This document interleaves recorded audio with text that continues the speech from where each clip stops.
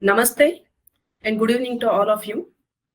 A hearty welcome to our beloved speaker, the dignitaries, participants, ladies and gentlemen for today's interactive session on Indian festivals, where culture comes alive under our CESS Talk series. Let us begin the session by offering our humble pranamas to the Almighty. Vakratunda Mahakaya, Koti Surya Samaprabha, Nirvignam Kurume Deva, Sarvakareshu Sarvada. When it comes to the CESS Talk series, CESS has always engaged with education stakeholders such as policymakers, universities, schools, colleges, academicians, researchers, teachers, and so on, in order to realize its visions of social transformation through and with education. In this attempt, the CESS Talk series is one such initiative designed to draw the attention of stakeholders and the education community to various trending topics and issues in the education and social sector through expert talks. Today's CESS Talk is on Indian festivals, where culture comes alive. Indian festivals are not merely dates on the calendar. They are windows into the soul of our country, where every tradition tells a story, every dance has a meaning, and every celebration is a piece of evidence to the unity in diversity that defines India. Today, we will explore how these festivals continue to shape our identity and keep our culture alive generation after generation. In this CESS Talk, we are privileged to have with us an eminent scholar, Dr. Arathi V B, founder head of Vibhu Academy, whose contributions to scholarship in Sanskrtam and Indology have been truly inspiring. A warm welcome to you, ma'am. Dr. Arathi V B, a scholar in... Welcome, ma'am. Namaste. Namaste. Dr. Arathi V B, a scholar in Sanskrtam and Indology, is well known in the field of academic research and soft skills training. She is a founder and chairperson of Vibhu Academy, a center for soft skills training and Indology, with a qualification of MA and PhD in Sanskrtam and Masters in Music and Training in Lay Counseling. She has taught Sanskrtam and Aesthetic in VVS, NMK-RV colleges and Jain University. She is a proficient in handling unique topics like Indian concepts of management, culture, aesthetics, and philosophy. She hosts regular online courses and workshops to educate students across the world. Dr. Arathi is an orator, writer, columnist, singer, and painter. She is a popular resource person for Kannada radio and TV channels. She is a donor and a lay counselor for many NGOs and has received numerous honors both within and outside of India. Once again, I heartily welcome Dr. Arathi. Madam, namaste. Now, I request to take over the session and please enlighten us. Welcome you, ma'am.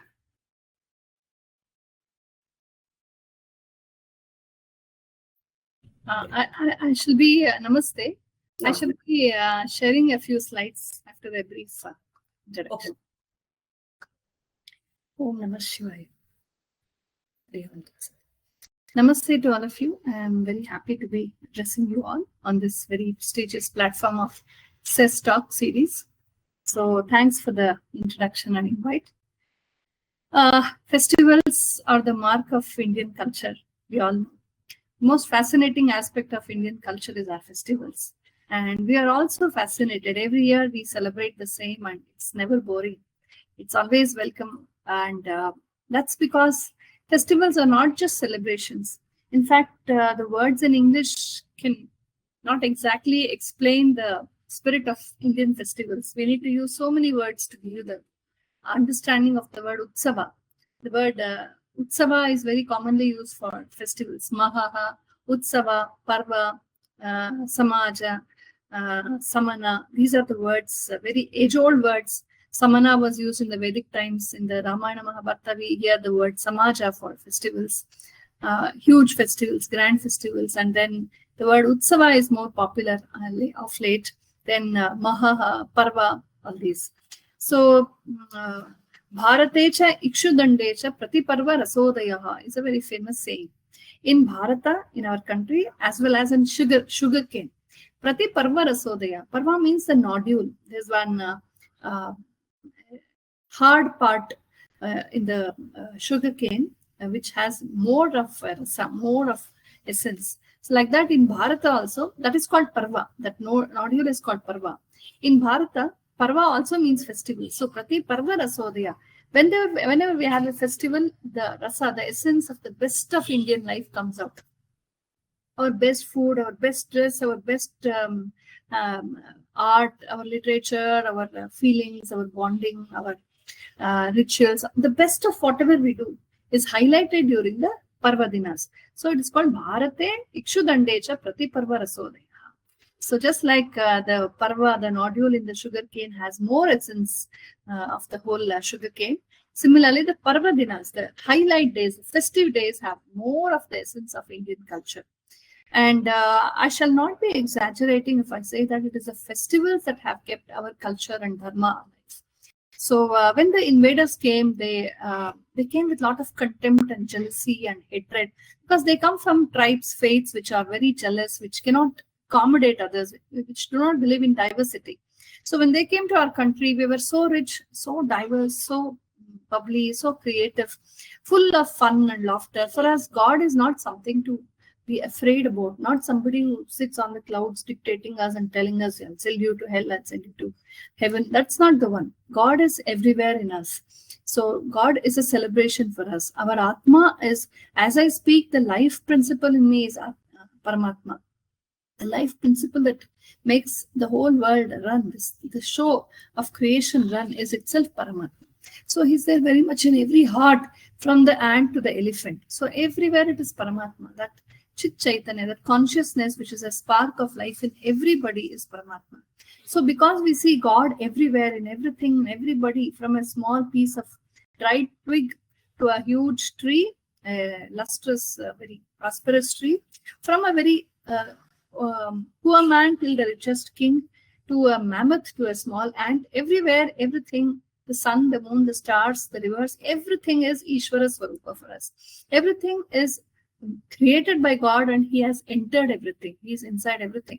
Ishavasyam idam sarvam yatkincha jagatyam jagat is a great saying of Ishavasya Upanishad. Ishasya avasyam. The whole world is a home, it's a house of Paramatma, and he is manifest everywhere. That is why typically a Sanatani, a Bharatiya, it could be any part of Sanatani except the invading faiths which came here to kill and loot us and convert us. All other faiths which are born very naturally in Bharata, so many hundreds are there, thousands are there, they all have this habit of pranama. We start like this and end like this. We see life like this. We see Paramatma, we see God in everything. That is a typical Indian perspective. So this is the natural way we live. Actually, we begin our day by going down to the great Devata Shaktis. We bow down to Mother Earth, who bears us. We bow down to our parents, to the cow, to all the animals and birds that sustain our life, which nourishes. We bow down to vegetation. We bow down to everybody.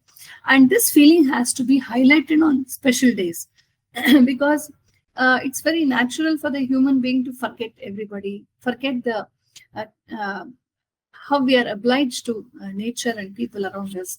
We even forget God.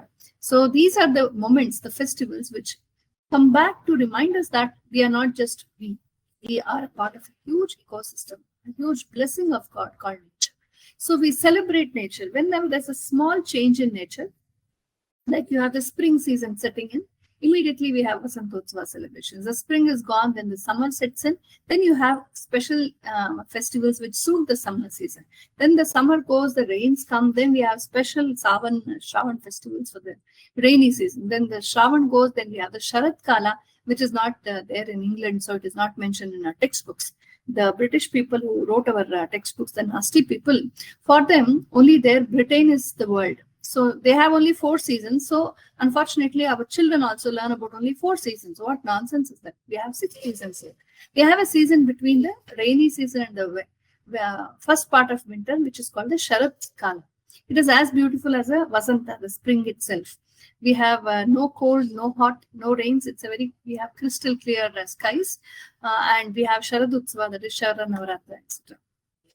When Sharat Kala goes and early winter sets in, Kartikotsva, we have celebrations related to early winter, where it is just getting cold and days are getting shorter, but it is not so damn cold. Then that passes, then we have, that is called Hemanta Rutu. Then we have the Shishira Rutu, the second part of winter, which is extremely cold. And we have celebrations related to that. Then again comes spring. So the cycle of 6 seasons. And in between, you have the full moon day, you have the Amavasya, that is a new moon day. Then you have specific tithis, specific days. When you have Ekadashi, you have Tutiya, Chaturthi, Panchami, Dashmi, all these. And specific days in specific months, which are somehow connected to nature again. We have the Masa Sankranti, when the sun moves from Rashi to Rashi. Those days are called Masa Sankrantis. Then we have the Masa Shivaratris, Krishna Trayodashi, and so on. So every time there's a beautiful change or new step in the nature's way, the moon has completed a phase or some particular term, the sun has completed a round, and a new season has set in. Some changes happen, and some changes happen once in 12 years. That's why we had the Kumbh Mela, and like that. So we are so close to nature. We love nature. So every small or big change in nature is considered a festival. We start celebrating. We give up our mundane activities, the same, eat, sleep, go around, same. We just put it aside for a while and we start celebrating nature. We see God through nature. God is not exactly visible to us directly, but we can see him through his blessing called nature. So we celebrate nature and we indirectly are celebrating God himself. So this is the essence of our Bharatiya festivals. When I say Bharatiya, all are included in that. Like we have from the Vaidika system, the Agama, the folk types of festivals, the tribal festivals, and we have regional ones also. Some are popular in Karnataka, some are popular in Rajasthan, some in Bengal, and they're all regional festivals also. They're national pan-India festivals also. And then we have folk festivals, then tribal festivals, we have Buddha, we have Jaina, we have Sikha. So all that is born and brought up in this country, which has not come from outside, but which is a genuine, natural, beautiful blossoming of the people. They celebrate their rivers, we celebrate our mountains, we celebrate our rivers, our lakes, our Vanaspati, our beautiful vegetation. We respect our flora, fauna, our birds and animals, and our people, our elders, our pitrus, even those who have passed away, our ancestors. We remember them, we invoke them, and we have festivals during the Pitru Paksha. So this type of thanksgiving to God and to the forces of nature and to everything around us, the whole ecosystem, is called Sanatan Dharma. So inside the Sanatana, all these come. All the anything, any school of philosophy, any cult born and blossomed in India, which is a very genuine thing to this native land, which is not brought from outside and imposed upon us, but a very natural blossoming from here. All these believe in nature is God. God is nature. God expresses through nature.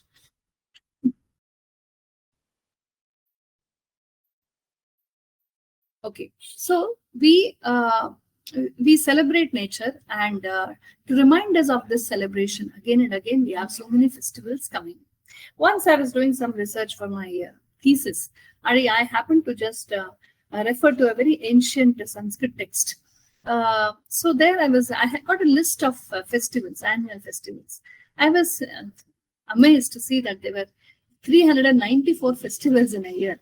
So we have 365 days in a year, but we have 394 festivals. So more than one festival in many days. Doesn't mean that everybody celebrates every festival every day. Somewhere in some part of India, in some tribe, in some family, in some cult, in some temple, in some matha, somewhere it will be a very popular festival. But for us, every day there's some other the great utsava going on everywhere. And that is very necessary, because to break out of our monotony, to think of the great forces of nature, to be grateful, to live in harmony with everybody, everything, we need to have these celebrations coming and going. So this is the idea behind our festivals.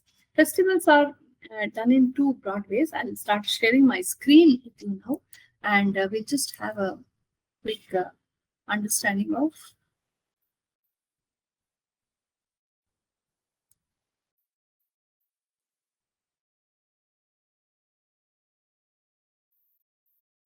Okay. I hope you all can see my screen. Yes, madam. Yeah. Fine. So with this small introduction, we'll go directly into the festivals. We call them Bharatiya festivals or majorly Sanatana festivals. Of course, we have the European and Arab people, invaders who came here and they settled here. They ruled us, of course, very tyrannically, and they imposed their faiths upon us also. But today we move on. A lot of people have converted to those faiths. Along with everybody, we move on. They're all also a part of our ecosystem now. But my focus is upon the native original festivals today. So we'll see the Sanatana festivals, where a lot of rituals and festivals of all cults and schools are there. It's not just the Vaidika festivals. We have from the Agama, so many hundreds of Agama schools are there, which all are based on different devatas, different forms of God. There's only one God, Ekam Sat Viprah Bahuda Vadanti, but God is worshipped in many ways because that is how we are. We believe in diversity. To reach the same point, now if I'm in Bengaluru, I want to reach Delhi, I'll take a flight or a train which goes this path. If my location is Kolkata, then I go from east to west. Then if I'm staying in Himachal Pradesh, then I have to travel southwards. So it all depends on my place, where we stand. So according to my emotions, my intellectual heights, or my priorities, my aptitude and so on, we choose a path which will lead us to the same Paramatma. So there's no problem in having many types of festivals, many types of schools of thought. We are not at all confused. Maybe the outsiders who see us look at this as, oh, so much of confusion. This one book, one faith, one leader, that is a very big dangerous thing. People who emphasized on that have been very violent and cruel with the world. But because we allow many types of cults and schools to grow, because we're all approaching the one truth in our own ways. So there are so many, and that is why we have so many diverse types of festivals also. Now coming to our festivals, broadly we have two types of aspects in every festival. One is the Vrata aspect, that is the vow. And then we have the Utsava aspect, that is the celebration part.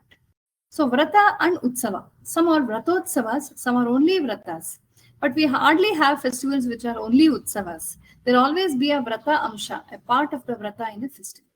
Only then it is called a divine festival. So a festival without a celebration without Vrata Amsha is just like going to a hotel, having a party and coming back.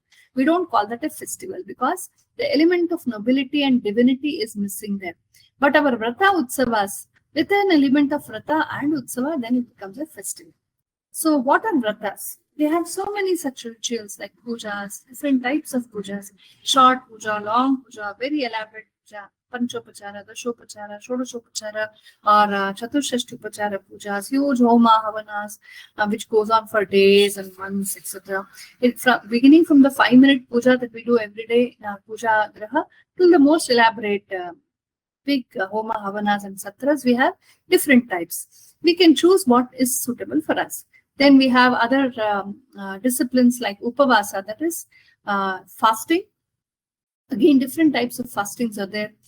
Fast the whole day and then have food after the sunset, that is called nakta. Then you can fast by having just some light food, not full meals. Upahara, then phalahara, having just fruits, or just paniya, just water and juices and milk, or payovrata, having just milk and milk products, or having just water, or nirjala upavasa, without even taking water. So different types of upavasas are there. According to our health and our willpower, our capability, we can pick up any of these. Then we have Jagaran, to keep awake, to wake up early in the morning, to shorten our sleep duration, or to keep awake all day like we do during Navaratri Jagaran or Shivaratri Jagaran. Then we have Mauna, keeping silent, practicing Mauna for 3 hours, 4 hours, or half day, or full day, or many days. It depends. And then Dana, giving some amount of food or material or cloth or money or help of any kind to somebody who is in need. It could be a poor man, it could be a matha or a temple where hundreds of people can benefit from what we give. That is why people used to give a lot of donations to temples and mutts. Even now, what we give there is used for a bigger cause. And then japa. Japa is chanting of the Paramatma's name. We have different mantras which comes down to us through our gurus. We can do japa, then dhyana, meditation. Different types of meditations are there. Brahmacharya, practicing celibacy.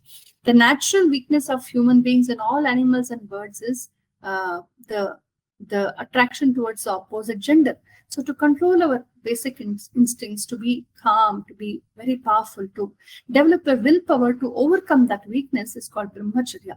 It generates a lot of mental power in us, and it gives us a lot of concentration. It boosts our intellectual energies, and that's why students particularly are advised to practice brahmacharya. So like this, there are many vratas. There are also different types of vratas like aparigraha. I will not take anything from anybody, and I will keep serving somebody. I'll do service in a temple or a festival, anything like that. So many vratas are there. Usually, all these are a part of a festival. When we have festivals like Ganesh Chaturthi or Deepavali or Navaratri or Varmahalakshmi or Gauri or Sankranti, etc. The morning begins with waking up early, taking bath, being very pure. Sometimes we have the three nights we practice brahmacharya, and it begins in the previous day. Sometimes we start fasting from the previous day, and we practice mauna, and then we do puja. And after all puja and all the rituals are over, somewhere around early noon or middle noon or post noon, then we start the utsava, that is the festival aspects. So the first part of the day in every festival is usually the vrata. It starts with puja, upvasa, jagaran. Then we do dana. We give money. We give money to beggars or poor people, or we go and offer in a temple, or we give something to our neighbors. Somebody, anybody and somebody. It's not about who we give. It's about anybody. Everybody is Devata Swarupa.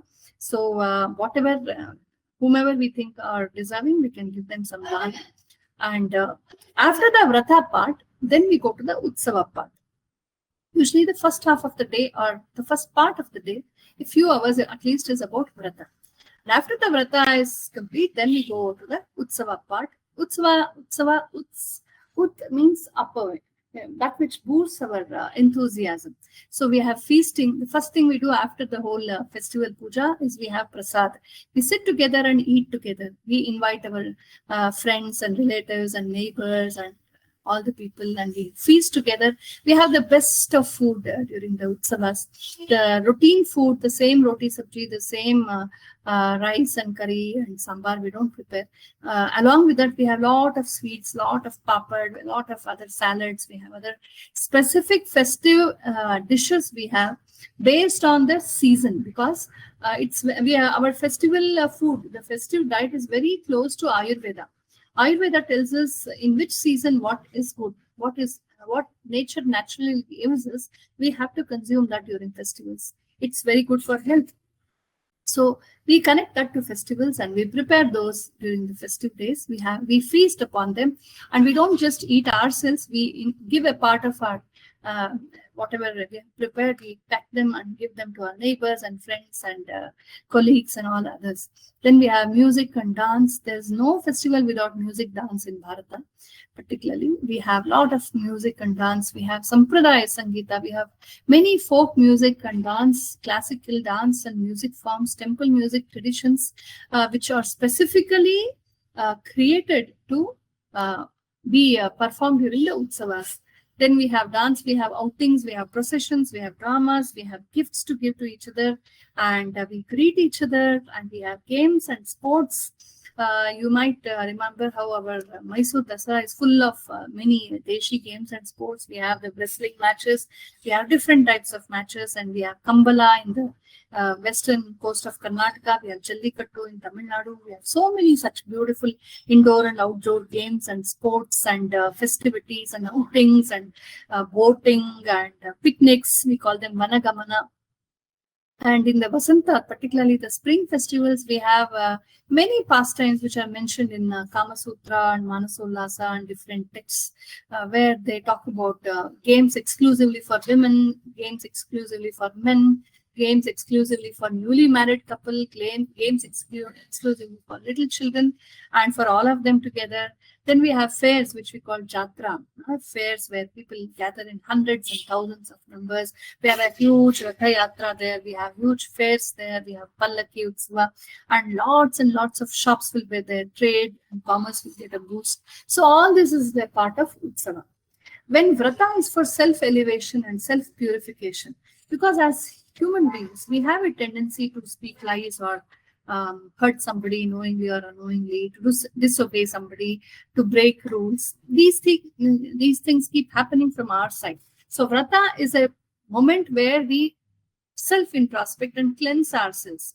We perform all this puja, upavasa, jagar, mauna, dana, dhyana, all these to purify ourselves and atone for the mistakes that we do and become purer. So it's a self-discipline. We call it volition, which we impose upon ourselves and we do to purify ourselves. So Vrata is not forced upon, it is voluntarily done. And Utsava is for social bonding. It is for celebrating our nature. It is for sustaining our cultural habits. It is for national integrity. See, our festivals are our national symbols. When we say Holi, when we say Deepavali, when we say Sankranti, when we say Ganesh Chaturthi, instantly Bharata comes to our mind, isn't it? These are typically Indian festivals. So when you think of that, instantly Bharata comes to our mind. So it is a part of our national identity. It integrates us. It brings us together. Recently, when there was a Kumbh Mela, crores and crores of people participated from different parts of the country, different parts of the world also. So it was such a wonderful thing. Even I participated in Kumbh Mela. You see how everybody came there. We never know who the person next to me is, which place they are from, which community they are from, which caste or creed they are from. We just came together and happily enjoyed saying Hara Hara Gange, taking a dip in Ganga, the Tirthasthana, the mahol there, the music, the dance, the profuse feasting and the profuse charity that was done there, the seva that was done there. So all noble things together got a very big boost. So this is what Utsava is about. It brings the nation together, it integrates us, it sustains our culture. There are so many cultural customs which we may not be able to totally 100% practice in our daily life.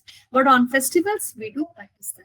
We bring out our best wardrobe, we wear our best jewelry, our best dresses, we buy new dresses, we are beautifully dressed up, we pamper ourselves with a nice luxurious oil bath, and we are all smiles that day. We don't fight that day, we forgive each other that day. We go and greet our neighbors, our friends, our relatives. We come together, we invite each other, we greet each other. We go and enjoy the lightings everywhere. We go and see the decorations in the festivals everywhere. So we come together. There's a beautiful social bonding that happens during our festivals. It's a natural thing. And all our cultural customs, like going down to our elders, doing Padabhivandana, going to mathas and mandiras and participating in the festivals there, doing some seva there, doing some voluntary service there, and all our customs like wearing our bindi, wearing our beautiful dresses, Bharatiya. Nowadays, because of the Macaulay effect, it's very unfortunate that many of us are not proud of our Indian dress, Indian languages, Indian customs, Indian identity. It's a lot of colonial hangover in our minds. Instead of proudly holding on to our identities, we are just aping somebody else. Somebody in the West, there's a trousers here and there, we do that. They cut their hair, we do that. Whatever they do, they celebrate ghosts, we will also celebrate here. But we are giving up our identity, which is very beautiful. So at least our festivals are those days when we keep aside our stupid fascination for West and start becoming more Indian in dress and speech and our attire and our practices. So this is one way of keeping people hooked to culture. And also, as we saw, a lot of trade will get a boost during the festivals. You would just go on the streets of any nukkad, any small mohalla of any part of Bharata, and you see during festivals, we have so many people coming out.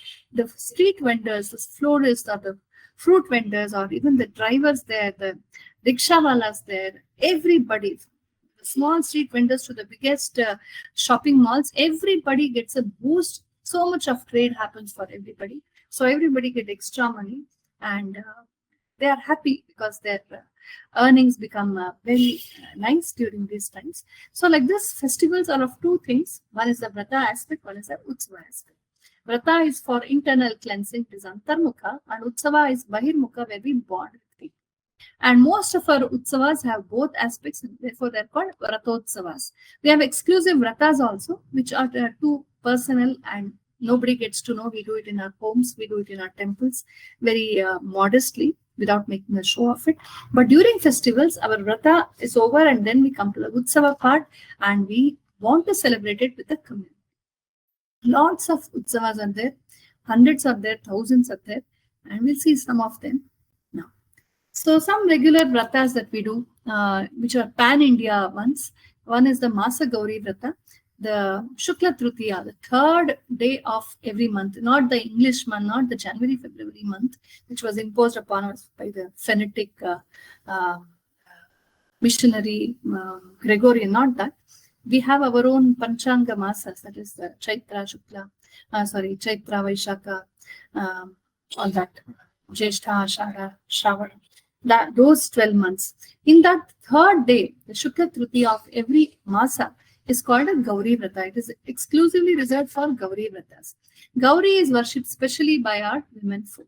So Gauri represents the best aspects of womanhood. She is a Saumya Gauri, the beautiful mother, the beautiful wife, the very noble, gentle, beautiful, very graceful female who is very modest and very simple, who is doing her tapasya, who is doing her duties beautifully. But then when her role changes, she becomes Raja Rajeshwari. She becomes a grand queen who commands the whole world, and everybody bows down to her, including her husband. And then when you have a big rogue like Mahishasura or Raktabija or some big demon coming and tormenting the worlds, she changes her form again. She becomes Kali, Durga, Chandi, and she vanquishes them. She restores dharma in the world. She protects herself, she protects her family, she protects the worlds, she protects the devotees, and she sets everything right, and she restores dharma. So this aspect of Gauri becoming Kali, Gauri becoming Rajarajeshwari, Gauri becoming a Tapaswini, Gauri being a mother, Gauri being a wife, Gauri being a Devi, and all these different facets of Gauri are the different facets which are the potentials of every woman, me and you. In every one of us, we have the Gauri Shakti, we have the Kali Shakti. We should know how to evolve each of these powers to protect ourselves and to protect and nourish our family. That is why all our women are advised to do Gauri Puja. So next time we do Gauri Puja, let's understand it is to realize this ideal in life, be very calm and loving and caring and full of service. But when the time comes, also manifest energy like that of Kali, Durga, and vanquish your problems and enemies.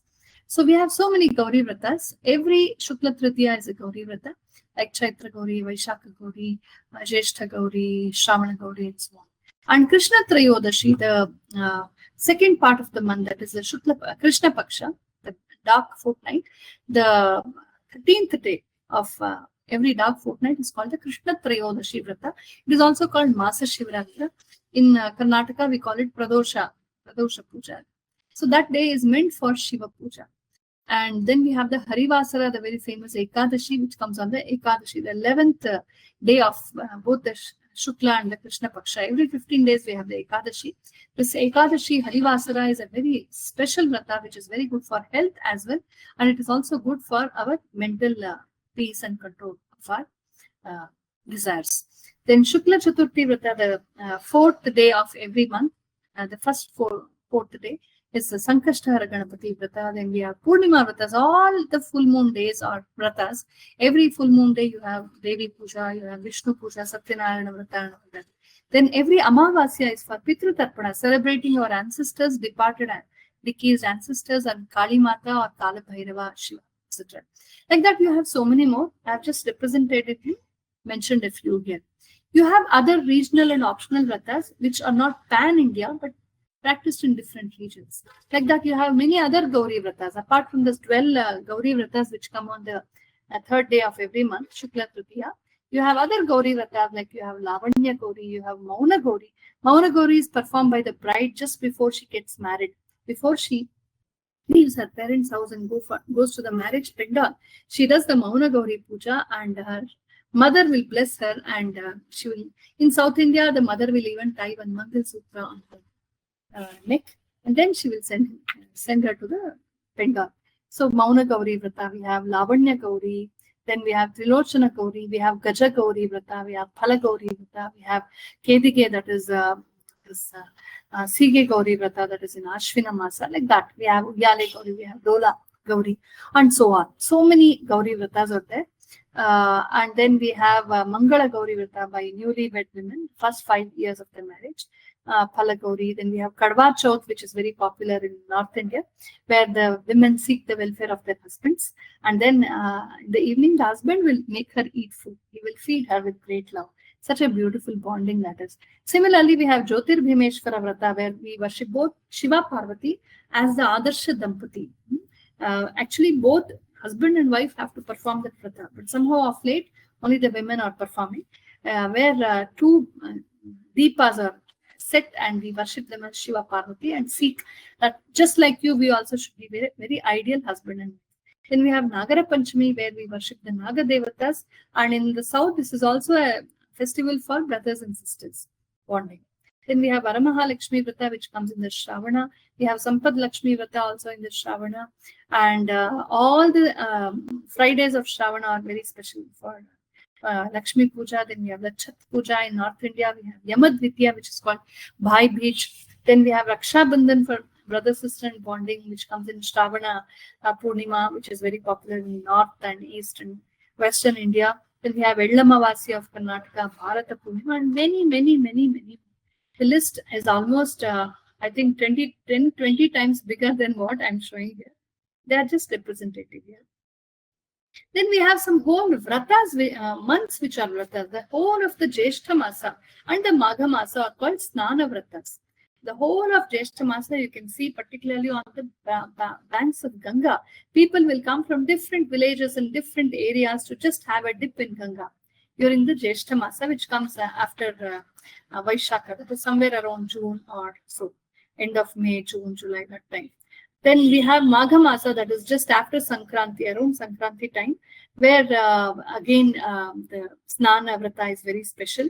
This time we had the Maghi Purnima Snan in Kumbh Mela also.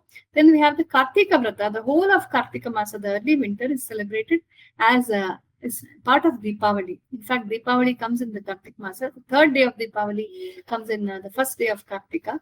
And that whole month, every day we light lamps and decorate our courtyards early to say that because the day ends early and the night begins early, day ends early and night begins soon, we will extend the day by lighting diyas. The whole of the Kartik Masa, we have deepas in the courtyards of our houses. Then we have the Chaturmasya Vrata from Ashada Masa to Kartika. Ashada, Shravana, and then Bhadrapada, Kartika, 4 months continuously. Chaturmasya Vrata, this is particularly performed by our sannyasis who used to keep on wandering from place to place. They stay in a place, but they perform this Vrata. Then we have another type of Chaturmasya Vrata, which is called the Shodasha Somvara Vrata, that is Sola Somvar Vrata. We start in Ashada and end in Kartika, 16 Somvars. The whole month of Shravana, the rainy season, is celebrated for different vratas. On Shukravaras, we have Devi vratas. On Shanivaras, we have Vishnu vratas. On Shravana Somvar, we have Shiva vratas, and so on. So like that, the whole month is celebrated. Not everybody would do. Some will do, at least on the specific days we do.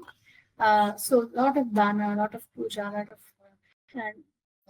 donation, charity, seva, many such noble things happen during Vrata. Now coming to the whole idea of these festivals, there are so many more types of utsavas. That was just representative, few I mentioned. Now, what are our festivals? What are the different gains that we get from our festivals? Our rishis were very clever people, very wise and very generous. They knew that not all of us can become great rishis. We can't sit like this in meditation and comprehend high truths. So they created the concept of festivals where the layman who knows nothing, the commoner, the very innocent people who just know what is fun, what is nice. They know very less. Even they can come and participate. From the biggest scholar, knower, or a great yogi to the layman, till a kid, Everybody can come together and participate in something.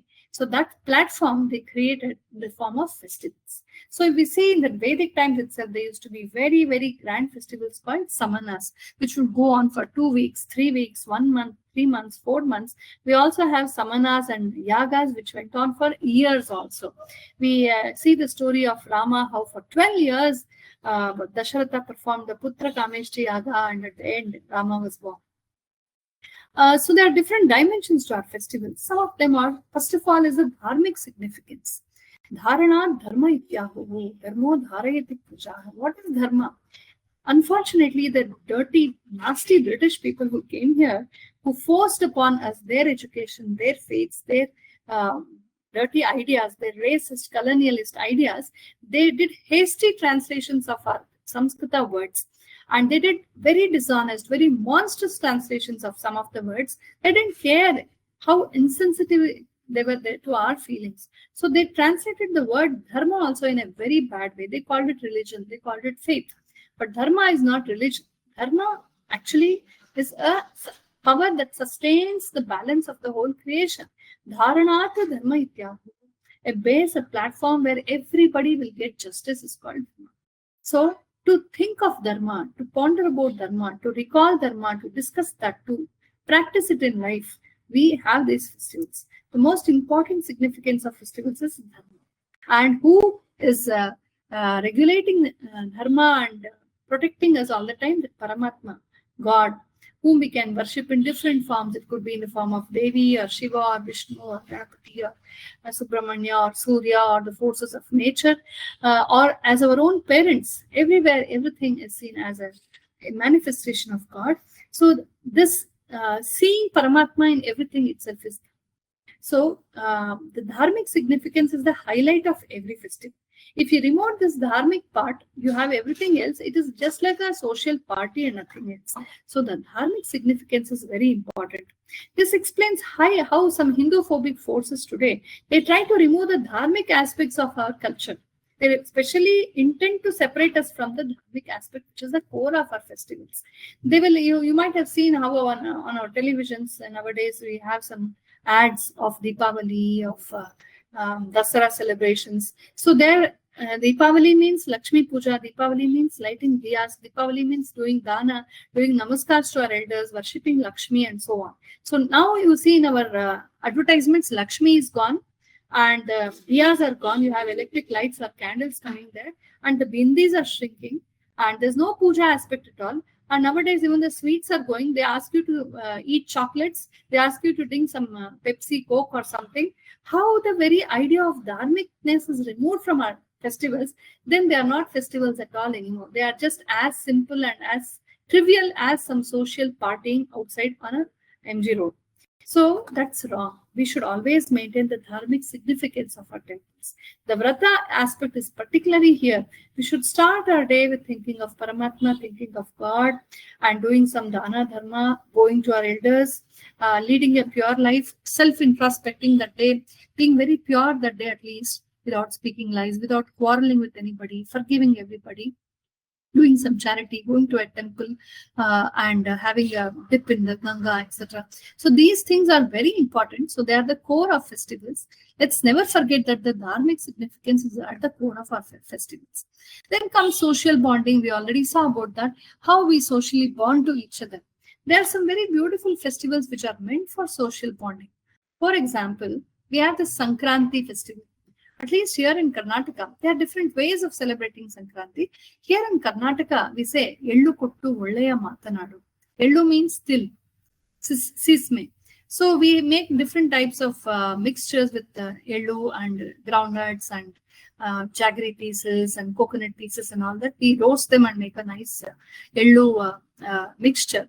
Or we make ellu, different types of laddus and burfis and other types of eatables too. That. And we offer each other that ellu. And we say, Ellu kottu olleya matanadu.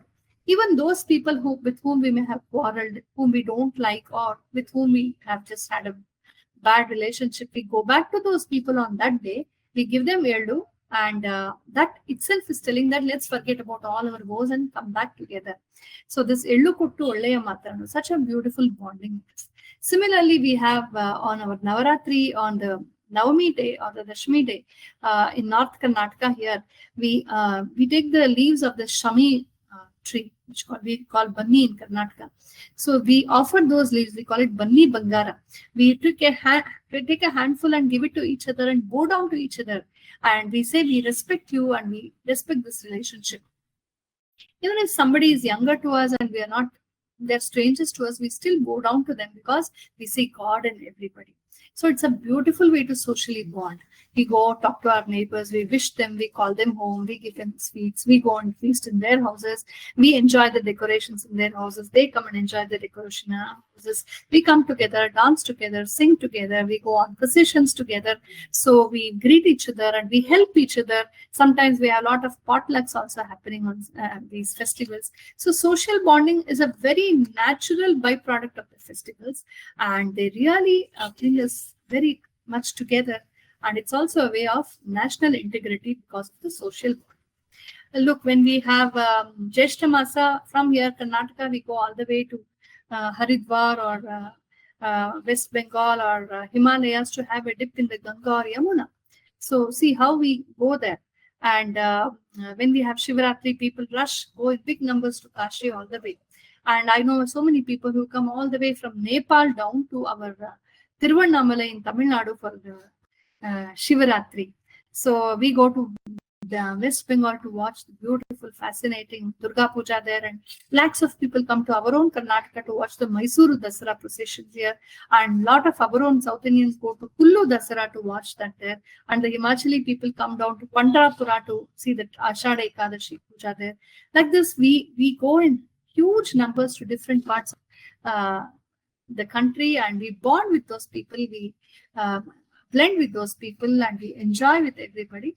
So festivals bring us together. It's a beautiful way of social bonding. Then comes our regional culture. It's the festivals and the temples of a place which are highlights of our regional culture. Come a festival and instantly our wardrobe becomes very, very deshi.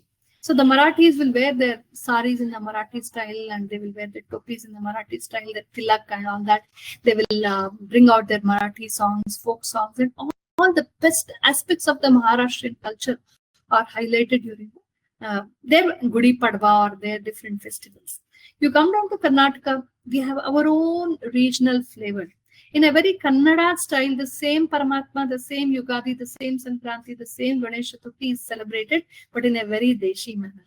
So in Maharashtra, Ganpati will eat a pakka Maharashtrian diet. When he comes down to Karnataka, he will have a pakka Karnataka Naivedya diet. So for Paramatma, it's all the same, but we enjoy like that. You go down to Kerala, you have Guruvayurappa, you have festivals and utsavas there. They're very, very Keralite and Malayali in that Kapil. You come to Tamil Nadu, you see the Shiva Puja there, you see the utsavas there, you see the temples there, you see the dance music and celebrations. Everything is totally Tamil in appeal. Then you go to Andhra Pradesh, it's got a very, very Telugu atmosphere around it. You go to Bengal, you go have the Bengali sweets, the Bengali dress, the Bengali rituals, the Bengali. So this regional culture gets a beautiful highlight during our festivals. So the temples and the festivals and all the utsavas attached to them are great ways of keeping our regional identity and culture and customs always awake and alive. Today, I feel pained when we see our younger generations who are kind of their national identity, cultural identity, dharmic identity have been diluted because of the overdose of colonized textbooks, Macaulay textbooks, where they don't feel the pride. Even on the festival day, the same boring Bermuda, the same boring jacket, the same WhatsApp, the same getting up around 8 o'clock in the morning, the same English words, the same dishevelled hair, and the same Western dresses, the same trips to hotels. Why? Why don't we celebrate ourness? Why don't we celebrate what we are? At least on festivals, we have to discard all that and become very, very deshi.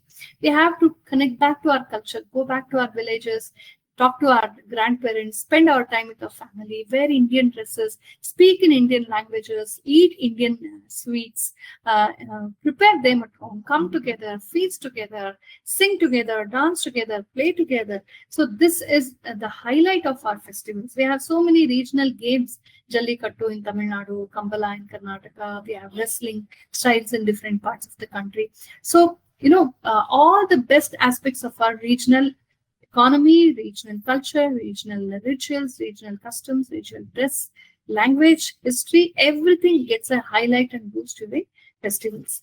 Then we have the cultural aspects. Festivals are our cultural carriers. On the festive days, all our doorsteps will be beautiful with rangoli designs. We'll have diyas, deepas everywhere. Our puja room will be so beautifully decorated. All our artifacts will come and stay there. We'll bring out the best idols, the best beautiful murtis, which we have bought from different parts or made with our own hands. You see the beautiful aspects of clay modeling and this murti making get highlighted during Ganesh Chaturthi and Durga Puja. Our dance, our music, they all come off use during the festivals. Festivals are great platforms for our fine arts, all type of fine arts. Gita, Vridya, Nritya, Vadya, instruments, dance, music, and our poetry, and our processions, and our sculptures. We bring them all together. Even the way we serve food, the way we arrange them, the way we decorate our house, the way we decorate our drawing rooms, the way we attend to our guests, the gestures we do, the different greetings that we do, the vinamrata, the modesty that we show, how we bow down to each other, to our elders, and how we go to our temples, how we celebrate there, how we come together. So the aesthetics, the culture, the dance, the fine arts, and the best parts of our cuisine, all these get a great boost during festivals.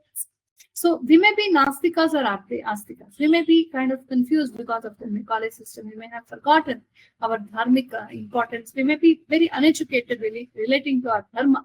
But we can always enjoy the food, the dance, the music, the coming together, the social bonding, the greeting, and the fun and color of our festivals, which is also a blessing. We have a noble feeling about all this. It is not like just going in a mall and hanging around and lavishing our money and time doing nothing there. That may also sound like enjoyment, but this enjoyment, this cultural ambience that festivals bring for us is also divine and noble, and it's got an aura of divinity, unlike that way which we see in the malls and elsewhere. So our festivals are our cultural carriers.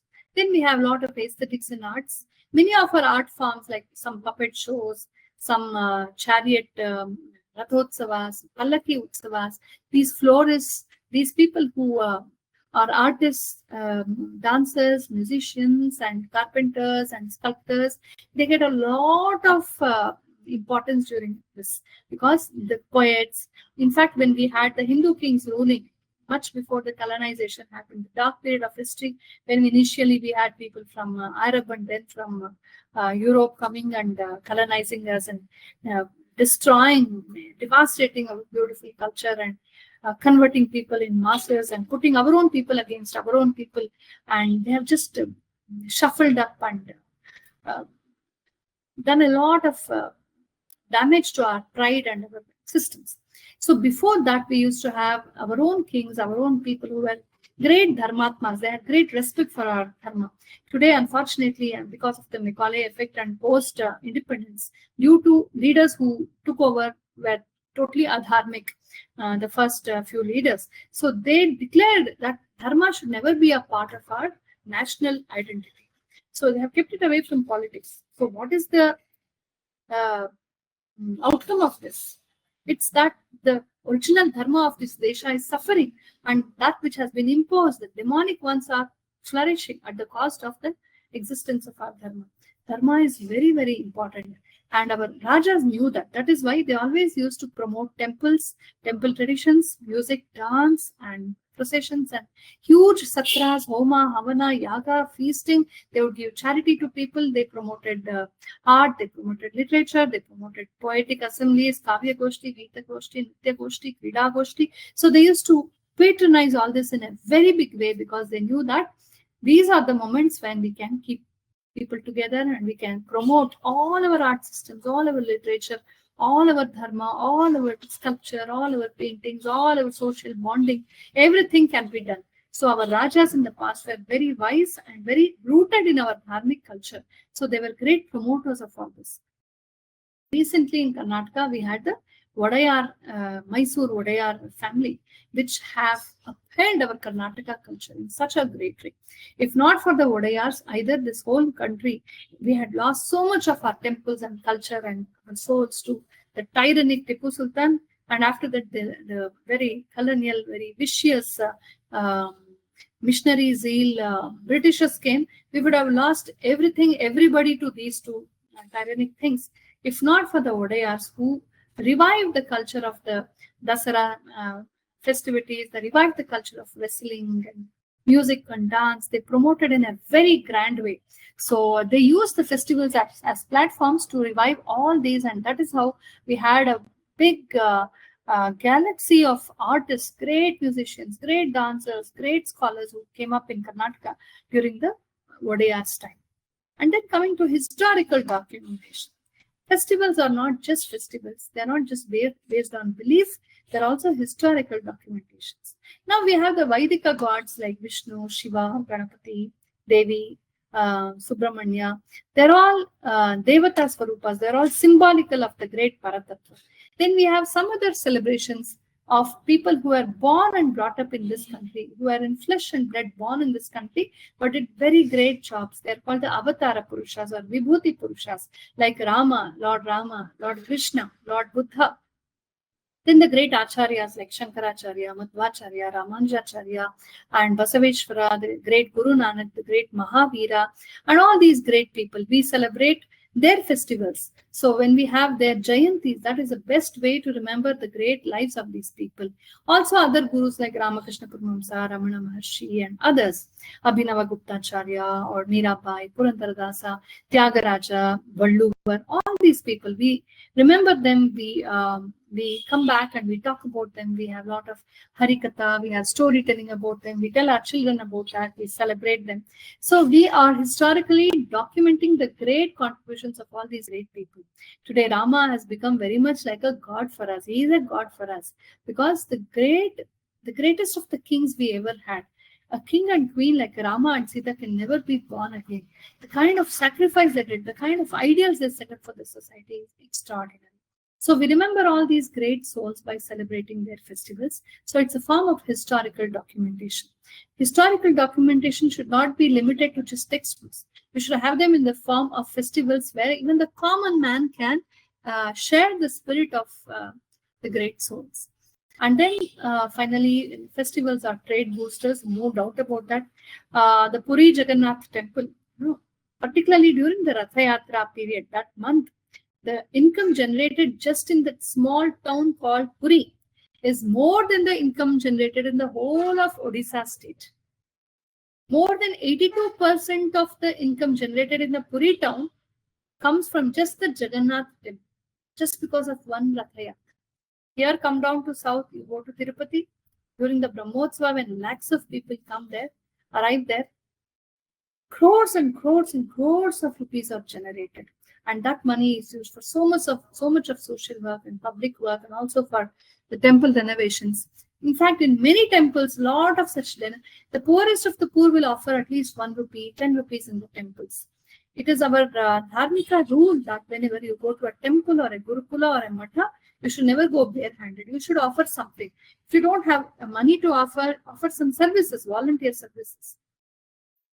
So this is how our during festivals, the economy gets a very grand boost.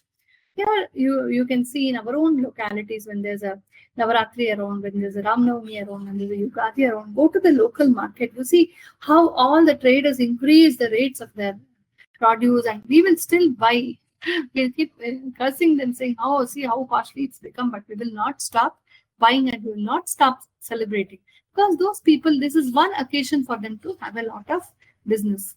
And when we have the Amarnath Yatra, or we have special days in Kashi, Shivratri, Navaratri, etc., people in those particular areas like Kashi or Kolkata or Dwarka during Krishnashtami, they get so much of business, so much of business.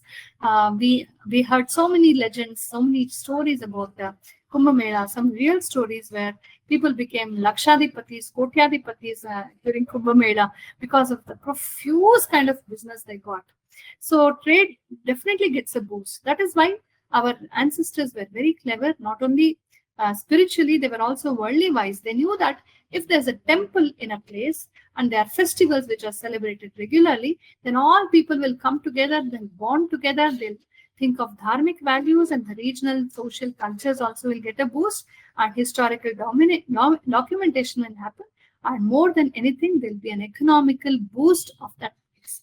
Today, Tirupati, a small town which was never known to the world, which has the small hillock called Tirumala, and on top of that, our great Balaji Venkateshwara stands.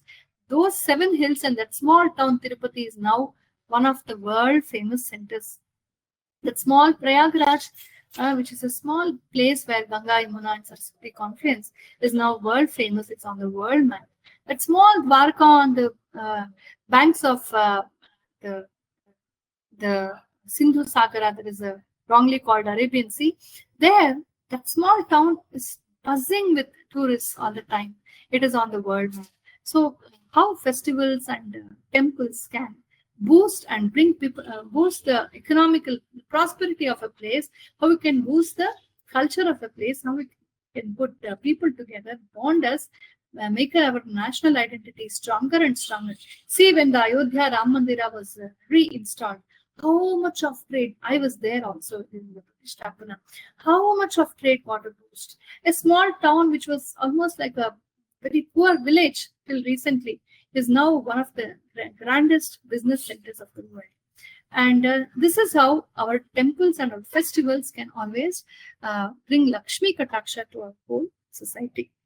So many more such Vratotsavas are there. Just a list for you. Yugadi, Vasanta Navaratram. The 9 days from Yugadi till Ram Navami is celebrated as Vasanta Navaratram. Then the 9 days in Sharan Navaratri, we know Durga Puja, Ananga Trayodashi, where we worship the love god. Today we are aping the West, celebrating Valentine's Day. Why do we need a Valentine's Day? Who was that Valentine? We don't even know. He belongs to some other country. Some say he was a thief, some say he was a lunatic, some say he was a saint. We don't know. But we know our own Manmatha very well, the god of love. We have a beautiful love day, our own Valentine's Day called Ananga Trayodashi or Madana Trayodashi, which comes in April, somewhere around March and April. That day we worship Manmatha Narayana and we celebrate our romance with our husband and wife, take a leave, and they spend the whole day rejoicing, feasting together, singing, dancing, all that. Ananga Trayodashi is a very beautiful ancient Indian festival which unfortunately many of us have forgotten. I think we should revive this Indian Deshi version of Valentine's Day than just ape somebody else. Ganesh Chaturthi, Holi is also celebrated for love, and Rasa Purnima is celebration of Krishna's love for the Gopikas. Vasanta Panchami for Devi Saraswati. Ratha Saptami celebrating this Surya Jayanti. And Sankranti, the transition of Surya from Rashi to Rashi, Deepavali, Kartikotsava, and all these. So many such Vratotsavas are there. Jayantis are there like Ram Navami, Krishnashtami, Buddha Purnima, Vyasa Purnima, Valmiki Jayanti, Nanak Jayanti, Mahavir Jayanti. Then the Jayantis of great saints like Purandarasa, Tyagaraja, Vidyaranya Mahatma, then Shankar Jayanti, Ramacharya Jayanti, etc. So many more. You go to Bengal, they have Ramakrishna Paramahamsa Jayanti and all that. You come down to South, we have Allama Prabhu Jayanti, Vasishnu Jayanti. You go to Maharashtra, they have their own saints who are celebrated. You go to Gujarat, you have their own saints celebrated there. Like that, all these great saints, their Jayantis are celebrated in small or big ways, depending on who celebrates them, to whom they are important, and to whom they are the matters of celebration.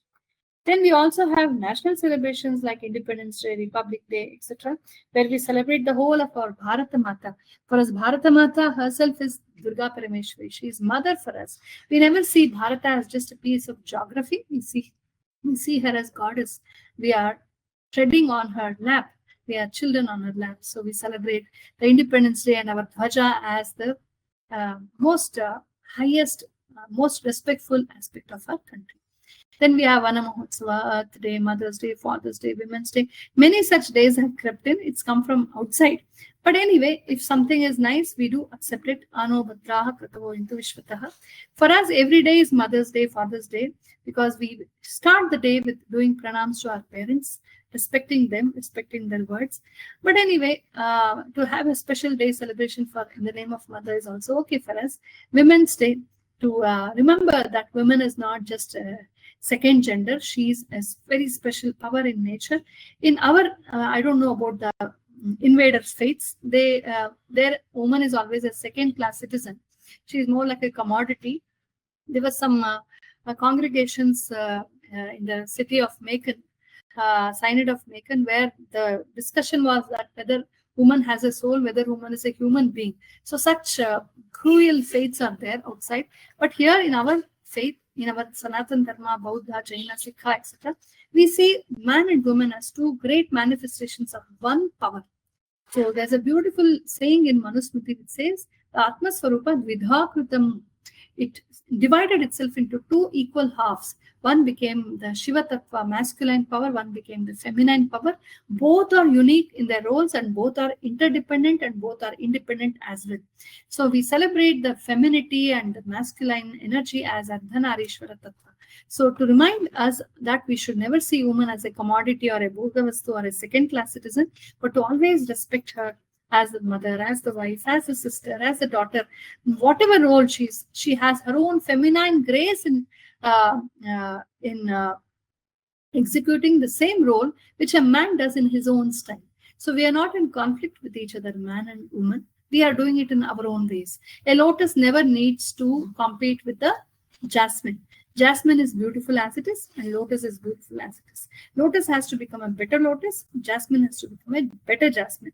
This is how the Indian idea of femininity is there. But unfortunately, liberalism, feminism, which was needed in the West because it was a patriarchal society where women were totally downtrodden upon, and where even in America, the women got voting rights only in 1961. But in our country, from Vedic times, women have been ruling. Forget about voting rights, we have been ruling. So, but somehow we have taken their ideas. But feminism has ruined the concept of womenhood in our country. But for us, every day is Women's Day, every day is Mother's Day, Father's Day. But anyway, when it's nice to celebrate a special day for that, we celebrate them also. There are other generic rituals like drawing mandalas, puja, holi, etc. These are some pictures for you, yantras, mandalas. Okay. We draw mandalas and yantras like this, which symbolize particular devatas. This is a Naga mandala. This is a Durga Puja mandala, Naga mandala again. And this is a Sri Chakra mandala, Surya mandala. And there are some Bauddhic mandalas, different yantras which the Buddhists and Vaidikas, Agamikas, Jainas, everybody use their respective mandalas. The mandalas have some specific symbols. It could be swastika, it could be omkara, it could be some triangles, some shapes, which represent some particular Shakti. And by keeping the mandala and concentrating on that, we draw a lot of spiritual energy. And we worship the Sri Yantra, Sri Chakra Yantra, and all these. Other such symbols are there like omkara, swastika, kalasha, shubhala, bachinha. We put marks of our hands on the walls. We have these trishul, bilva, kalasha, pada, Shankha, Chakra, all these beautiful marks of the little Krishna's footprints we mark in our houses and courtyards during Krishnashtami. This is Devi's, Lakshmi's footprint for us. And this is during Nagar Panchami, we draw Nagappa on the wall. And when our bride enters our house, or during Lakshmi Puja, we make the lady of the house make her footprints mark all over the floor. These are the prints on the floor, which on the wall, which invoke Lakshmi. So all these are there. They're all parts of our festivals. And we have specific rangolis made of, this is of different rice and different grains, food grains, dal and food grains. This is made of flour, the Onam festival we all know very well. And these are all some different rangolis, Ratha Saptami rangolis, and this Ashtadala Padma, which we draw and place the deity upon, Devata upon, and do this Gova Padma Vrata. different rangolis for different festive occasions. This is the Deepavali rangolis, and these are all the festival, particularly during marriages, such arranging the feast for the bride and groom like this is done. The Saptapadi Mandala, line drawings and dot rangolis, line rangolis, they're all very, very famous in our South India particularly. Many of them were lost in the north after invasions and long years of Mughal rule. But here in south, although we had tyrants like Tipu Sultan and Jalaluddin, all of these people, we still had great dynasties like Vijayanagar Samrajya and the Vodayar Samrajya, Kempegoda, Abbakarani Chowda. These people, they revived our culture time and again. Whatever was lost, every time was revived, and that is how we have all this going on. To this day, in every front of every South Indian house, you see this Rangoli. It's a part of our. We begin the day with this Rangoli, which is Lakshmi Swarupa for us. So that was a quick glimpse into what our festivals are. So what I showed you was just a small glimpse into our festivals. So many wonderful things are there in our festivals. Just okay. So many aspects are there in festivals. If I go and talk about every regional festival, and then I go into the dress part of it, the attires, the bindis and tilaks worn, the turbans worn, the dupattas worn, the specific type of dresses worn, it goes into many more details. For example, when during Vasanta Panchami, it is very normal to see our North Indian and Eastern Indian women wearing an yellow sari with a red border and dancing around the Saraswati Kalasha. That is very special. During Navaratri, we wear all silken garments. And when we have specific vratas like Shravana Vrata, Shravana Purnima vratas, Upakarma Vrata, then all the men will wear their dhotis and all that. So like that, our specific dress, our specific scene. When the Ganesha festival comes around in Karnataka, we have the Kadubu, Modaka prepared for Ganesha. When we have Gauri Vratas, we have different 5 types of rices.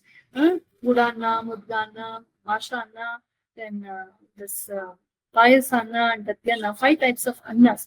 5 types of rices are prepared for Gauri as Naivedya. Then we have this Polika, Polige. Karnataka, Maharashtra, we have Puran Poli. In Bengali, we have so many rich milk sweets. In Rajasthan, Gujarat, we have so many sweets. You go to Himachal Pradesh, they have their own sets of sweets and savories. You come down to Tamil Nadu, you have Pongal, you have this Avial, you have different types of sweets and burfis and laddus and whatnot. So there's no end to this.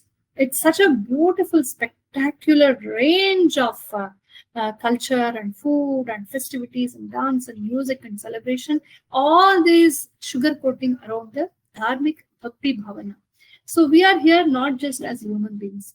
Deep within us, we have the spark of divinity, spark of God, which guides our life. So we should always never forget God. We should go back and remember Him. He's very much in our heart. He's everywhere. But how do we see that? We can't see this with our mortal eyes. So we experience that through the concepts of festivals. On the festival day, we bow down to everybody. We bring everybody together. We bow down to our guests also. We say, "You are Lakshmi Narayana Swarupa." We offer them Tambula. So festival is a beautiful way of reminding us of God is everywhere in every object. So festivals are not just festivals, not just some practices or beliefs. That is how our textbooks may talk about it today. That is nonsense. Because all our textbooks or all these left narratives are all here with an agenda to destroy our Indian identity, which is basically Sanatana. So let's understand the game they are playing. Let us see our own festivals with our own eyes, not with some a spectacle, a distorted spectacle given from outside, calling all this as superstition, calling all this as a waste of money, waste of water, pollution, that, this, blah, blah, blah. Just keep it aside. One day, 3 days in a year, half an hour, we have fun with our crackers. That's okay. Why don't people talk about the crackers of this cricket matches and these nasty politicians? They sit or stand, they win, or for everything they have so many crackers burst. And American Independence Day is government spots and crackers is so much. in such large numbers, which surpasses 3 days of Deepavali one day. Why don't we talk about that? Why do we only always target our Deepavali, our Durga Puja, our festivals, our things? It's that shows the agenda. Let's wake up and stand for our identity. Let's be proud that we are a country which never went with swords outside, looted, killed, and converted people, saying, "My God is the only God. You're all nasty. You'll go to hell." This kind of nonsense we never did.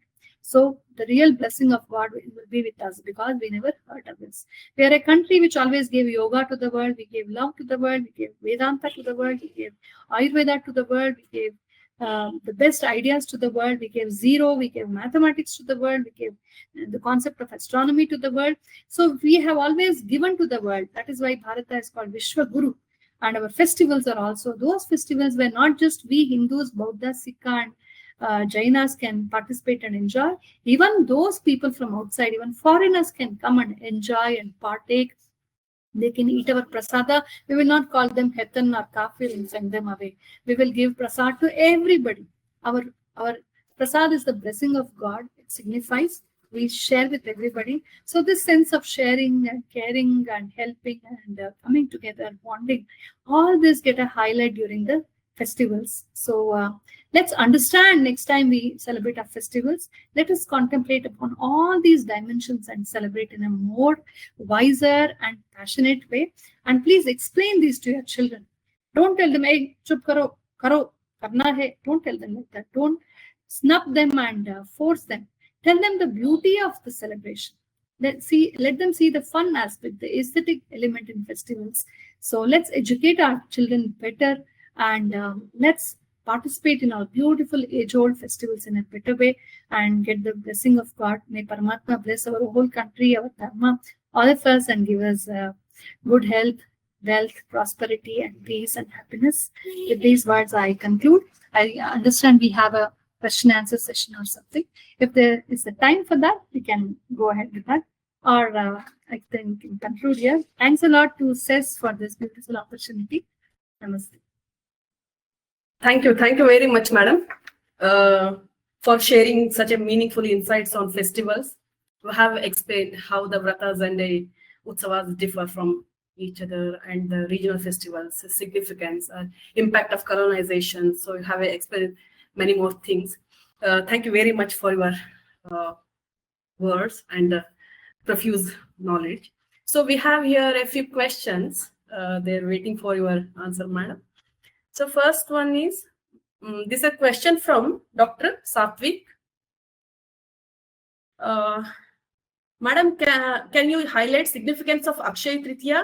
Is it important to buy gold or any other precious object on that particular day? This question from Dr. Satvik. Okay. Actually, Akshaya Tritiya is one of the 12 Gauri Vratas. Okay. I told you the third day of every Masa, the Shukla Tritiya of every month is a Gauri Vrata. So we have Chaitra Masa, Chaitra Gauri, Akshaya Vaishakha Masa, Vaishakha Gauri, which is called Akshaya Gauri, Akshaya Gauri Vrata, and Jeshta Gauri, Shravana Gauri, etc. So this each Gauri Vrata has a special particular Naivedya and particular Dana to be done. So on the Akshaya Tritiya, Akshaya Gauri Vrata, we actually do Dan of gold. It is actually to be given in charity. If you give charity of gold on that day, whatever you give will come back in tens and thousands. That is how we believe.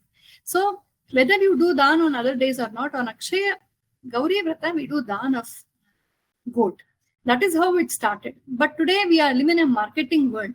So the marketing people, they just twisted that.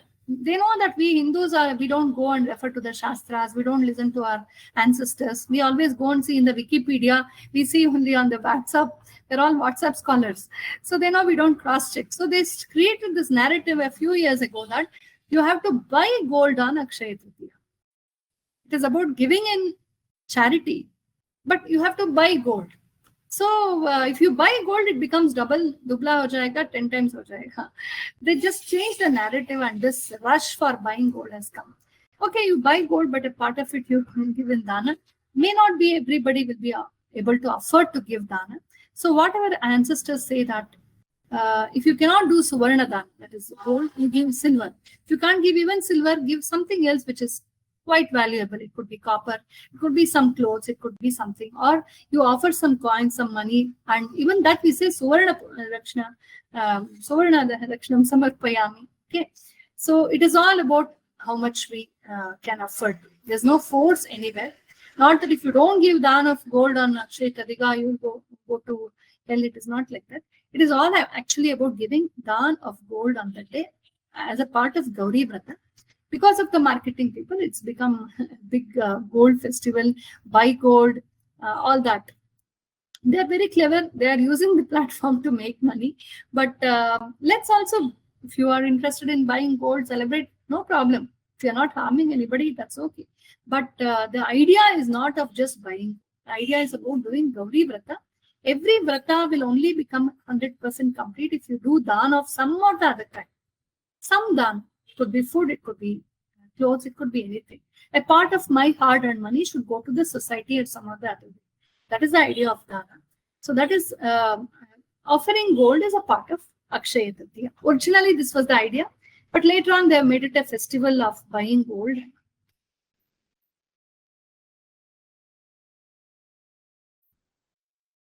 Thank you, madam. There is one more question. How do you feel about the politicization of cultural festivals and traditions? From Politicization. Yeah, how do you feel about the politicization of cultural festivals and traditions? Who is politicizing? Well, the politicians will politicize, of course. You can't stop them. They are like that. They will use every platform. You invite these some nasty. I don't say everybody. We have a great prime minister who is sensitive to our culture, but there are some other nasty parties and politicians who will use. You call them to a temple. You call them to a Navaratri festival. They will not even say, "May Chamundi Mata, may Durga Mata blesses." They will say, "Our party gave that. Our party gave this." Such nasty people are there. Raktabijas and Rakshasas are there in politics. They will politicize. You have to snub them. You know who George Bernard Shaw says, "A people get the government that they deserve." Isn't it? In democracy, we get the government that we deserve. We have voted them, right? To power. It's our problem. Remove them from power. Those people who politicize our festivals, you have to just remove them. But people who promote them, we have to support. I'm so happy. I vocally say the Kumbh Mela was so beautifully organized because there the Chief Minister of Uttar Pradesh and the Prime Minister of Bharata are very humble people. They have great respect for our Kumbh Mela. What if it was somebody else who had no respect? There would have been n number of crimes and violence and mess there. There would have been stampedes like nothing else there. You should have good government. The government must actually take interest. They must sponsor them, support. When they are looting the money of our Hindu temples and using it for anything and everything, and they are melting our gold in lakhs of tons, why don't they give it back to us in some other way? It is their bound duty to support us. It is a duty. If they don't do, they are sinners. They have to come and support our temples, our festivals. They have to support. It could be Buddha festivals or Jaina festivals or Sikh festivals or Vaidika, Agama, folk, tribal, whatever. Indian festivals, they must support. This is our identity and they are our pratinidhis. They are our representatives. It is their duty to support. If they don't do that, then it is wrong. And if they do it, they do a drama of doing it and they use our platform to again make it an election propaganda platform, then they're politicizing and they're really wrong. I totally condemn that. But why should we politicize it? Let us be very, very proud of it. I feel many of our people get confused when there are these dirty narratives against our temples and our culture, our festivals. Like you have some Bollywood senseless, non-thinking fools, just good-looking fools there who read scripts. They are paid to come and speak against Holi, to speak against Deepavali. These people who eat beef day in and day out, they say our poor dogs are so helpless during Deepavalis because of the cracker sounds. And their own marriages are full of crackers. So such people, just put them aside. They are politicizing. They are paid to say that. Don't you care for them? This is our age-old Bharatavarsha with age-old festivals. We have been doing this from thousands and thousands of years without harming anybody. We have been doing it in our own way. So our government, our people should stand for it. And we should be proud of it. Never feel apologetic about celebrating our Deepavali, our Holi, wearing our bindi, wearing our culture, wearing our dress, and going on procession with our devatas, because we have always told Sarve Bhavantu Sukhinah, may everybody be happy. We have never told you, you go to hell, you go to hell. No, we have always wished the good of the whole world. So whatever these people, politicians do, they will misuse the platforms anywhere they go. But we should stand for our culture. We should have the kshatra to tell them, don't use our platform for your election campaign. What you gave is not a favor. You had to give this, you had to give this. Isn't it? So like that, I think we have to understand. Yeah. Madam, there is one more question. How we can impart Indian culture in our students, which will remain forever in their mind, and habits and not only celebration and pics. Madam Uma is asking, how we can impart Indian culture? First thing young, says Swami Vivekananda. First thing is you should start educating them, giving them cultural education from a young age. Today, like they say, physically challenged, mentally challenged, and all that. We have even culturally challenged people. Most of our kids and youth, or even parents, are culturally challenged. We don't know how to keep our house in an Indian way. Okay, we are having Italian kitchens and French bathrooms and some English drawing rooms. We are trying to ape somebody else all the time. I don't say don't buy other things, don't buy ideas from others. But where is the Indianness? When you enter an Indian home, what is Indian about it? Is there a Rangoli at the doorstep? Is there a beautiful Devata picture somewhere there? Is there a Wali art somewhere there? Is there Kannada art there? Is there a beautiful figurine? Is there a Chola art there? Is there a Hoysala art there? There's a piece of sculpture, a piece of drawing, something Indian. Our Indian dress at least, Indian speech at least. Even the coffee is not ours, right? Is there some Indian food to give? Why always chocolates? Why always Pepsi Cola? Why always something Western? Why everything? We are so colonized. We are still in the colonial hangover today. Sorry to say, but that's the truth. We kicked out the Britishers. 6.5 lakh people gave their lives for this country's freedom. But today we laugh and eat and rejoice at the cost of their sacrifice. But are we really Indian by spirit? We have to teach our children to speak in the Indian language first. It starts there. The first way to start is speak in our mother tongue. If in the house the mother is saying, come beta, come for lunch, come for dinner, school jana hai, time ho gaya.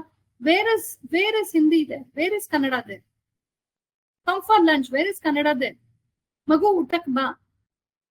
Khane ke liye aa jao beta. Can't we say that? Can't we wear an Indian dress at least once a week? Why are we so gaga about somebody else's dictates? Nowadays, the Westernism, the Western consumerism market, they just want to impose their goods on us. They tell us what to wear at night also. We used to wear some comfortable old garment and sleep in the night. They tell us, no, this is sleep dress. They brought in nightie a few years ago. Now they brought in nightie. They will tell us what to wear. They will tell us girls must wear pink and boys must wear blue. Why do you attach even color to even genders? Why should somebody else dictate everything? They will tell us to celebrate Halloween. We also have to celebrate. They will say this is Friends Day. We have to celebrate. Why not ours also? We have to be very deshi in our appeal. A country that has forgotten its past has no future, says Swami Vivekananda. So we have to be proud of our culture, proud of our bindi. How many of us wear our bindi? Bindis are shrinking and shrinking. They're smaller than the pimples today. How many of our youngsters are proud of wearing the Indian dress? Once in a year, you have an ethnic day. That's all. Is that enough? We have to grow up with our culture. Culture is a part of our identity. The missionary schools during the British's time, they made us remove our shika, our bindi, our tilak, everything. No bangles, no that, this, nasty people. But after that, 2-3 generations, our own people also say that in the school. If somebody speaks in Kannada, they fine them. What nonsense is this? In Bharata, our child speaks Kannada in the school and they're fined for that. What kind of nonsense is this? Yeah. We wear a tilak. You see what happened. Somebody wearing a Janevu was forced to remove that for entering the examination hall. Will they dare to do that with a burqa wearing woman or a skull cap wearing person or somebody else wearing a cross? Why only this is targeted? Why the native Indian matas are targeted? That shows that there's an agenda working against us through Bollywood narratives, stupid narratives. I call Bollywood a big dustbin. Lot of dirty narratives which make fun of our sannyasis, which make fun of our yogis, of our temples, of festivals, everything. They make fun of everything, trivialize everything, and we lose respect for that. So first start with speaking in our mother tongue, wearing our Indian symbols, and coming together, praying together, going to our temples, go to our villages, connect with your ancestors, talk to your villages, talk to your grandpa, grandma, be with them, dress like an Indian, and participate in the celebrations. Go to your village, participate in the jatra there, participate in the mela there, do some service there, tie some torana there, do some volunteer service, offer, do dana, go to matas, go to temples, respect them, bond with them, celebrate the temples, festivals happily. If we keep doing this, the pride element will be there. But today in the Macaulay education, the pride element is totally damaged, and the Bollywood is again there to totally make us ridicule at our own systems. And then we have the leftist, feminist, and liberalism, socialism narratives which come to break us, man and women. They bring a gender question there, lingual divide, North Indian, South Indian, regional divide, lingual language divide, then caste divide, then class divide. So many ways we are being divided. But we all got together and said, you go to the Puri Jagannath Rathotsava, more than 1.5 to 2 lakh people gather and they pull the Ratha. Does the person next to him ask him what caste you are, what community you are you a woman or man or who are you? No. Everybody come together and pull the Ratha. All our Rathotsavas and Melas are places, natural, ancient platforms where we forget about our gender differences, language differences, community differences, caste differences, and come together. But these people from outside will come and say, you are different, you are casteist, you are patriarchal, blah, blah, blah. We are listening to the wrong people. Let's listen to our own Dharma Shastras, our own people, our own festivals, our own celebrations, which are integrity platforms. So by doing that, our culture will be vibrant. We should be very proud. What I do whenever I go to any country, any part of the world, I carry gifts which represents my culture. I carry gifts from Karnataka. I myself am an artist. I will myself do some artwork and give it. We should give something which represents our state. If you are from Rajasthan, carry a Pakka Rajasthani Deshi gift and give it to somebody in America. If you are a Gujarati, carry a Gujarati gift. If you are a Bengali, if you are a Himachali, if you are a Tamil Nadu, you carry that. I have the weaves of all parts of India. I wear them. I talk about them when I go to other countries. We have to represent our culture. Talk about our weaves, our saris, our toys, our dresses, our gifts. So this is how you should always carry the identity very strongly. Cultural identity doesn't come by just talking about it. It comes by practicing it in life. From the Bindi to Vedanta, everything is a part of our culture. Be proud of it, practice it, and tell your children to be proud of it. When some terrorists can be so proud of their dress, we are people, we are Rishi Santana. We see everybody should be happy. Why shouldn't we be proud of our noble spiritual symbols? So carry the pride for culture. Tell your children to be very proud of their cultural symbols. Don't feel embarrassed to wear a tilak or a bindi. Don't feel embarrassed to wear a tilak and go to a mall. The morning we wear, do puja, then rub it off and go. Why? Go to the airport, go to any part of the world wearing a dhoti, wearing a sari, wearing a bindi. Represent your culture like that. Be what you are. Our identity, our culture is our identity. That asmita is very important. We have lost it in a great way because of the Macaulay education and Bollywood narratives. We have to remake that. A few years ago, Bollywood used to have one patriotic song or at least one song on Holi or Ganesh Chaturthi or Deepavali something. But now, nothing like that is there. It's totally ridiculing our gods, ridiculing somebody. You don't have an element of nationalism or an element of culture in our Bollywood. We have to bring it back. I feel happy that at least in our Karnataka cinema, till Dr. Rajkumar was there, Vishnuvardhan was there, these people, they protected the cultural aspects. We had some very good movies with cultural inputs. That's the identity of our Bharatiyas, so we should keep it going. Please teach your children to be very proud of everything from Bindi to Vedanta, festivals to temples. It's all ours, and we are the great, grand, proud inheritors of that culture. And this is last question. Dr. Suresh Shah is asking, despite the excellent Bharatiya culture, we were under foreign rule for over a millennium. Could you please throw light on how to avoid the errors of our past? What are the gray areas to improve upon? What are the gray areas? Dr. Suresh Shah is asking. Great question, of course. Yes, but the line that we were ruled for many by foreigners is partially true. Today, our history textbooks and narratives tell us as if the whole of India today was totally taken into their fist and they ruled us. It is not like that. Alexander could only enter a few villages in the far west part of Afghanistan, which was a part of India. Then he was ousted, he went away. Then the Mughals came, they only could take parts. When Aurangzeb was about to consolidate the whole of India, the main problem was the disunity of the Rajputs and all of our people. I always feel God has given everything to Bharata, but he's given one dosha, one very big flaw with us is we are always disunited. We are always fighting against each other. The Kannada people and Tamil people, here Maharashtra people and Andhra people and somebody else there. We are always fighting, we are disunited. We have to have a bigger vision. So when Aurangzeb tried to consolidate and gobble the whole of Bharata, Shivaji taught him a lesson. When Aurangzeb came to Maharashtra, he started losing parts of North India. He went back to retain them, he lost something here. So not a single foreigner ruled us, not a single foreigner who tried to rule India. They only ruled in parts here and there. A Nawab could rule in Bengal, a Nawab could rule in Junagadh, and one Tipu Sultan, a tyrant, could rule in a small place called Srirangapatnam, a small town that's all in the Karnataka, and somebody else could rule somewhere in one small part. So they never ruled us totally. It is never that at all times everybody, the whole of Bharata was ruled by somebody. It was not like that. Part by part they took because we were fighting with each other. So the big lesson that we have to learn is that we have to be united. First thing is we have to learn from history. Secondly, our ancestors gave a very, very tough fight. Look, today the whole of Europe has been colonized. Before the colonization happened, because of two faiths, I'll not name them, you know who they are.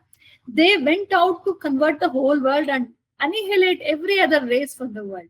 So they called all the hundreds of small faiths, small tribal religions all across Europe as pagan faiths. They destroyed them. In 10 years, 20 years, 30 years, 40 years, in less than 100 years, the whole of Europe lost all its faiths, all its dharmas, all its languages, all its culture, all its music, dance, everything, and they all got converted to one. The great Greece, the Greek culture was totally lost. And then came the tyrannic religion from Middle East. They also, the whole of Egypt, the whole of Middle East, including our own neighbors, they converted big populations in 10 years, 20 years, 30 years, 40 years, 50 years, 100 years. But in Bharata, the same people, they came, they looted, they killed, they invaded, they destroyed our temples, they looted, they did every nasty thing which they did all over Europe and all over in Middle East. They killed people in Americans, local Americans were marginalized, and all the Europeans took over America. And the whole of Australia, the Aboriginals were totally annihilated, marginalized, and taken over by Europeans. When this happened across the world, they came to our country also. They did the same to Bharata. We lost a big part of Afghanistan. We lost Afghanistan and Pakistan. Pakistan and Bangladesh very recently because of the blunder of Gandhi and Nehru.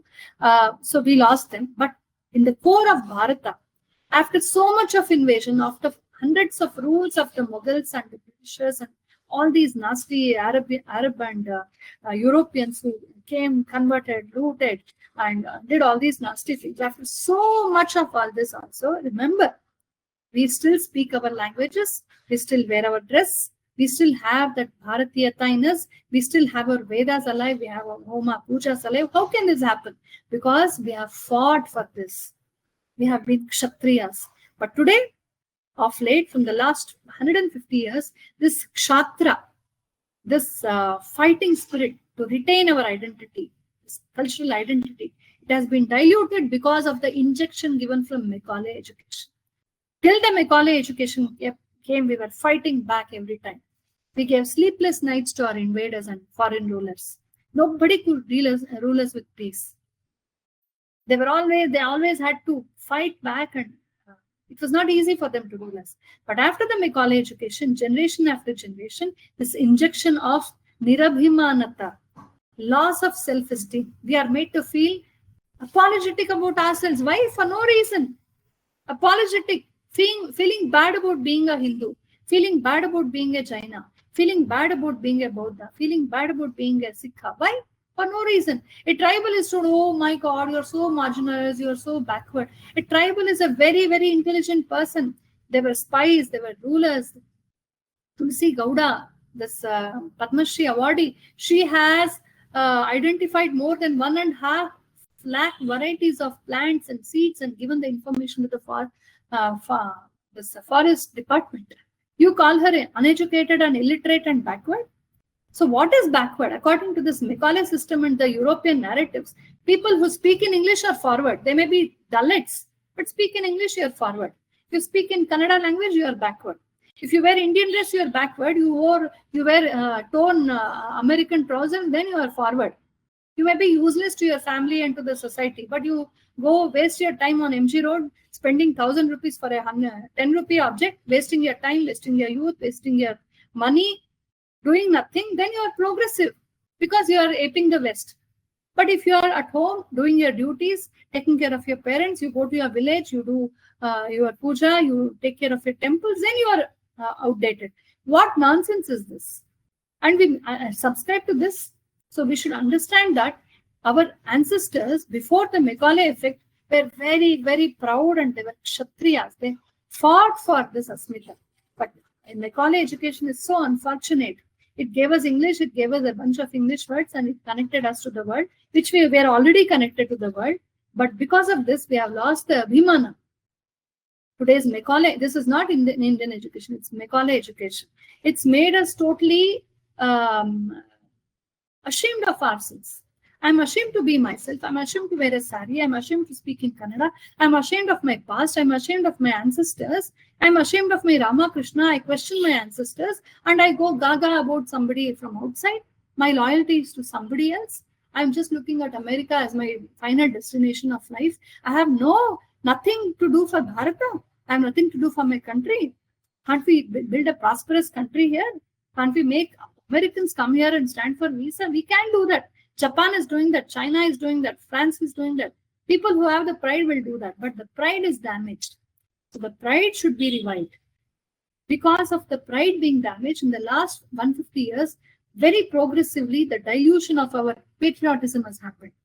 Whatever people say against our country, our nation, our devatas, we just listen passively. We sip a cup of coffee and say, kya kar sakte hain? Kuch nahi kar sakte. This nirabhimanata is because of Macaulay education.